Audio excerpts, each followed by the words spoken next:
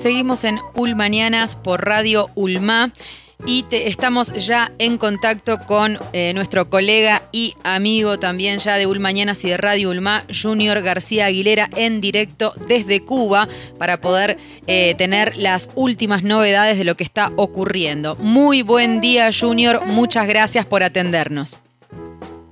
Un abrazo y muchísimas gracias a ustedes. Bueno, Junior, estuvimos escuchando durante toda la mañana algunos de los testimonios de las personas que estuvieron detenidas, como fue en tu caso. También escuchamos tus palabras de lo que ocurrió el 11 de julio y queríamos saber cómo está al día de hoy la situación en Cuba. Bueno, es muy contradictorio porque el gobierno sigue sin reconocer que ocurrió un estallido social en Cuba el domingo pasado. El domingo antes pasado, ya hace 15 días de esos sucesos. En mi caso, desde el domingo pasado, ya hace 7 días que tengo vigilancia permanente, 24 horas frente a mi casa. Hay 4 oficiales seguramente de la seguridad del Estado, ellos no muestran ninguna identificación, pero dicen ser de la seguridad del Estado, que vigilan mi casa de día y de noche y no me dejan salir. Es decir, me permitieron salir el jueves, y el miércoles me permitieron ir a ver a Silvio Rodríguez porque públicamente le envié una solicitud de encuentro y él también públicamente aceptó. De modo que sostuvimos un encuentro de alrededor de 70 minutos en los estudios Ojalá y pudimos hablar muchísimo sobre la situación en Cuba. Al final de ese encuentro ambos coincidíamos a pesar de nuestras diferencias.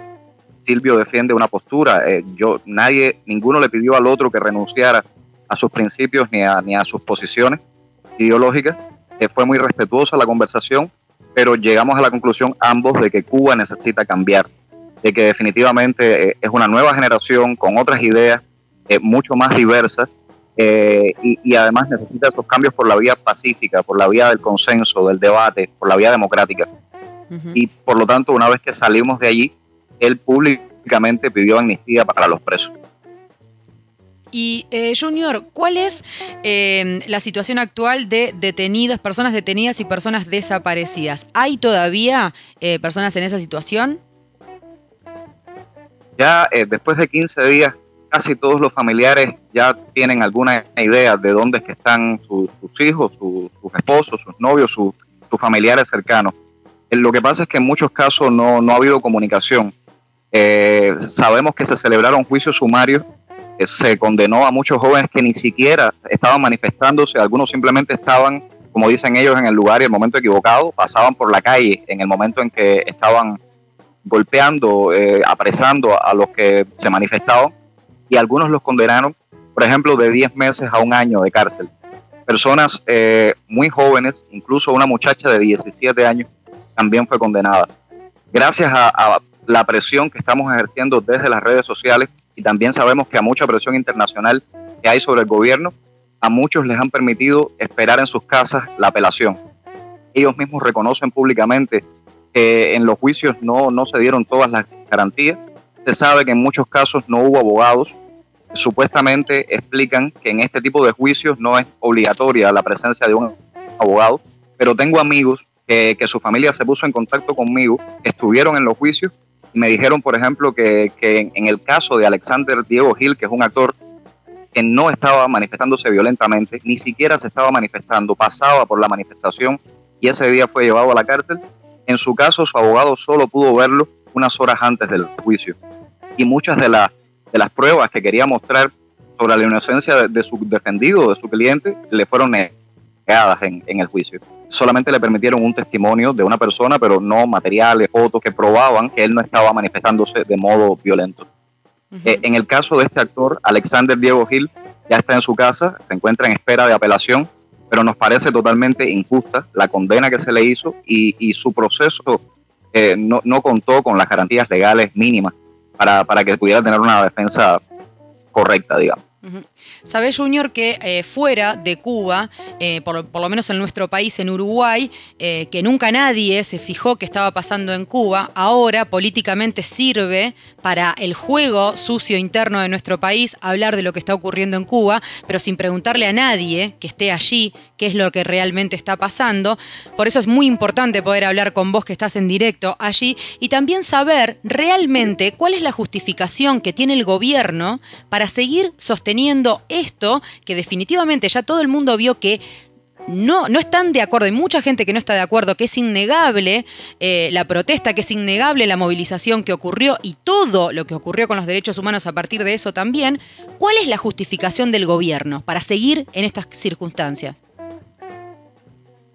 Cuba es muy compleja. Ya sabemos cómo es el mito de Cuba en muchas partes de América Latina, sobre todo, que muchos la ven de una forma romántica, como un estandarte, como una bandera que se levanta frente al imperio. Todo esto es una construcción infantil, podríamos decir. La realidad de Cuba es mucho más compleja. Es cierto que hay una amenaza desde los Estados Unidos, es cierto que hay un interés declarado de los Estados Unidos en que ocurra un cambio de régimen en Cuba, pero también es cierto que Cuba no es una democracia, no es una sociedad donde los habitantes, los ciudadanos tengan derecho a expresar sus diferencias. Ya te digo, en mi caso personal, que mi protesta fue pacífica frente al ICRT, estábamos en el suelo, fuimos, como ya han podido ver en imágenes, violentamente tirados a un camión, llevados a la cárcel, y en mi caso personal me encuentro ahora bajo vigilancia a las 24 horas. Es decir, eso demuestra que en Cuba realmente no se permite ni siquiera disentir dentro de líneas que se encuentran dentro de la idea de las izquierdas, dentro de las ideas del socialismo, un socialismo más democrático, por supuesto, pero ellos ni siquiera con esas ideas están dispuestos a lidiar. Es decir, no es en Cuba, no hay un gobierno socialista, eso es una construcción falsa. Hay una élite, hay un grupo muy reducido, sobre todo compuesto por militares que tienen el poder y que se niegan a compartirlo con nadie. Por lo tanto, mantienen una línea muy férrea, muy dura, tienen el control del ejército, de la policía, de los medios de comunicación, de la economía, de los tribunales, de absolutamente todo.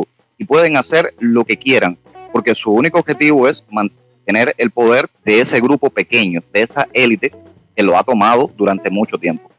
Sí. Es muy difícil. Sí.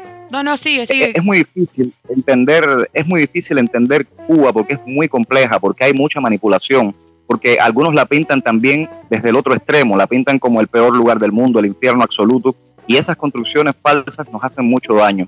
Yo le pido a todo el que le interese conocer sobre Cuba que se acerque sobre todo a los testimonios de sus gentes, de sus ciudadanos, y además también al testimonio de sus artistas. Qué obras se están pintando, qué canciones se escriben, qué novelas se hacen, qué películas, qué obras de teatro se están escribiendo, porque ahí está la verdad de lo que está pasando en Cuba. ¿Por qué los medios de comunicación masivos no les dan el espacio para poder hablar? Porque los medios están absolutamente controlados por esa élite. Nosotros, por ejemplo, en esta protesta del ICRT, lo único que pedíamos eran 15 minutos. Ni siquiera queríamos entrar a tomar la institución, que sacaran las cámaras, era lo único que pedíamos, y que nos permitieran dar un testimonio de 15 minutos sobre nuestra visión del asunto. Y nos fue negado. Todavía hoy, la prensa nacional, la televisión nacional, no ha puesto imágenes reales de lo que ocurrió, por ejemplo, ese día frente al ICRT. Han intentado hacer demasiado énfasis en las fake news que circulan en redes, que yo no dudo que hayan sido construidas dentro del propio sistema para que eso ocupara titulares en mucha prensa del mundo, porque era ridículo, era absurdo comparar, por ejemplo, el malecón de Alejandría con el malecón de La Habana. Era absurdo poner imágenes de la Copa, de la celebración de la Copa del Triunfo de Argentina en el Obelisco de Buenos Aires y compararlo con La Habana. Eran tan evidentemente falsas esas imágenes que todo parece indicar que eran una operación de falsa bandera, construidas aquí mismo para que eso ocupara titulares en Telesur, en Russia Today, en todos estos medios internacionales de izquierda. Pero yo les pido también a esos medios que se acerquen a la verdad, que es mucho más compleja que lo que dice la prensa oficial y el canciller cubano Bruno Rodríguez Parrilla, que ha mentido durante todos estos días en sus conferencias de prensa. Se han negado a dar cifras oficiales. Todavía en Cuba no se nos ha dicho, ni siquiera a los cubanos, mucho menos al mundo, cuántas personas fueron detenidas el 11 de julio. No se nos ha dicho en qué condiciones se encuentran, cuántos heridos hay.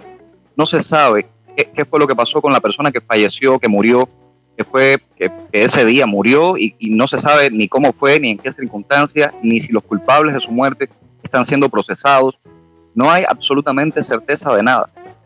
Hay todo un apagón informático con varios cortes de internet, con una prensa que solo transmite la línea oficial que le bajan desde esa élite que gobierna, y es muy difícil acercarse a la verdad de esa manera. Venimos también viendo y acompañando lo que está ocurriendo con las juventudes en un montón de países del continente.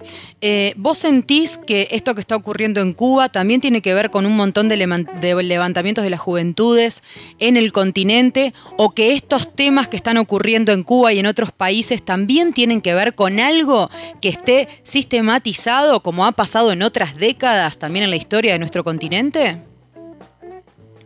Yo creo que todo está relacionado y que la pandemia también se ha encargado de potenciar esas cosas que ya estaban allí, que ya estaban ocultas, ese sentimiento de insatisfacción, ese sentimiento de que los modelos que nos han querido implantar durante años han fracasado, todos los modelos, tanto los modelos de una supuesta derecha, de libre mercado, como los modelos de una izquierda, de un mercado más controlado, de una operación del Estado mucho más fuerte en todos los aspectos de la sociedad. Todos esos modelos han fracasado.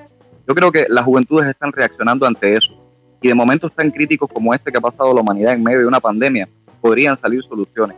Lo que pasa es que esas soluciones no las vamos a alcanzar mediante el odio ni la violencia, las vamos a alcanzar mediante la comunicación, el contacto, mediante el debate, la discusión libre de ideas, de propuestas, de soluciones.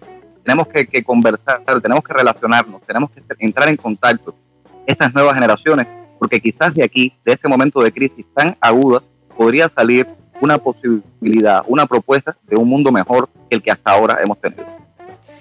Contabas, Junior, que seguís con custodia. ¿Y cuál es la causa o la herramienta legal para que tú estés con custodia hoy en tu casa? La causa es evidente. Hoy es 26 de julio. Hoy están celebrando un aniversario más del asalto al cuartel Moncada, que fue lo que dio inicio a la guerra, que al final puso a la revolución en el poder. Es un día de celebración para el poder, y temen que ocurran otras manifestaciones, temen que algunos líderes de opinión, digamos, salgan a la calle, temen eso. Hoy me imagino, porque no he podido salir, pero me imagino que hay una fuerte vigilancia en las calles. En mi casa, por ejemplo, siempre hay 4 personas. Ellos tienen un automóvil y una moto, están en vigilancia permanente 4, pero en las mañanas se acercan hasta 8. Y hemos visto cómo en los maleteros guardan tonfas y guardan chalecos. O sea que por las noches también hacen mucha vigilancia por los lugares. Sabemos que le han pedido a los trabajadores que son simpatizantes de la revolución, que militan, que tienen algún tipo de cargo, de compromiso con el poder, que les ha pedido que vayan a sus centros de trabajo para cuidarlos, que custodien las calles, que marchen por las calles. Hay una especie de paramilitarismo que está autorizado a responder con violencia que ocurriera algún nuevo tipo o foco de manifestación.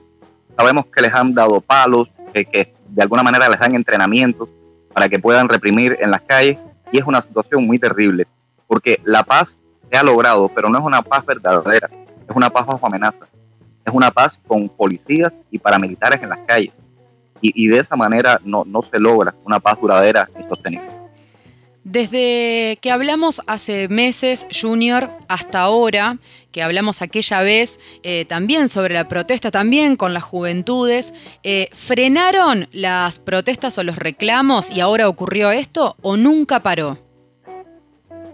Realmente nunca paró, y no va a parar hasta que no haya una verdadera solución, hasta que no haya un diálogo franco, honesto, hasta que paren de mentir, reconozcan que tenemos problemas reales, más allá de los problemas que siempre nos ponen en pantalla. Sabemos ya que el embargo existe, sabemos que Estados Unidos tiene una posición agresiva contra Cuba, pero la realidad es que una buena parte de los problemas que hay en Cuba se deben a malas decisiones, se deben a personas ineficientes que han sido colocadas en posiciones de poder, no porque estén aptos para ocupar esos cargos, sino porque son obedientes, porque son sumisos, porque son aduladores, porque han mostrado una lealtad entre comillas a ese poder.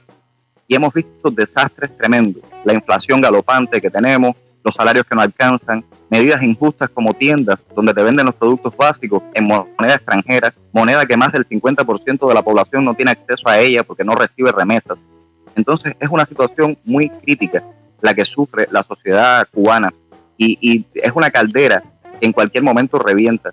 Ese día no esperábamos que ocurriera, fue espontáneo, se levantó de pronto San Antonio de los Baños y automáticamente se levantó el resto del país.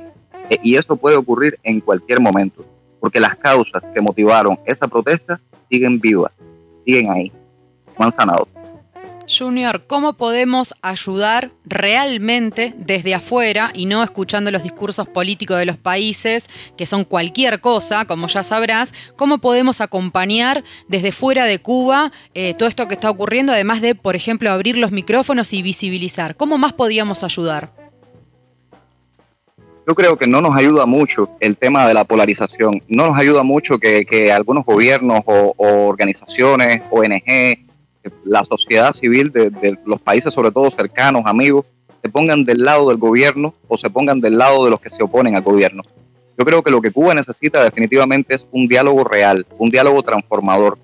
Y si desde el mundo se puede apoyar ese diálogo, si desde el mundo se puede incidir en los diferentes bandos que ahora pugnan en Cuba, para que nos sentemos a dialogar con franqueza, sin represalias, y para encontrar una solución. No se trata de un diálogo, digamos, que sirva como vaselina para aliviar tensiones, para que todo quede en una agenda y al final no pase nada. El diálogo tiene que ser real, transformador. Mira, te cuento algo. Hace unos días, después del 11 de julio, pasaron por televisión la película No, de Pablo Larraín, sobre el plebiscito en Chile, en el Chile de Pinochet. Y era increíble la reacción de los jóvenes en redes sociales. Todo el mundo veía aquella película y decía, pero nos está pasando lo mismo que estaba ocurriendo en Chile.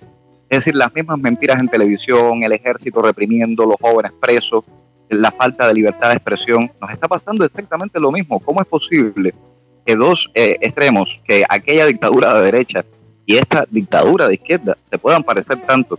Y es que no hay colores cuando se trata de dictadura. No es que haya dictaduras buenas ni dictaduras malas, son simplemente dictaduras.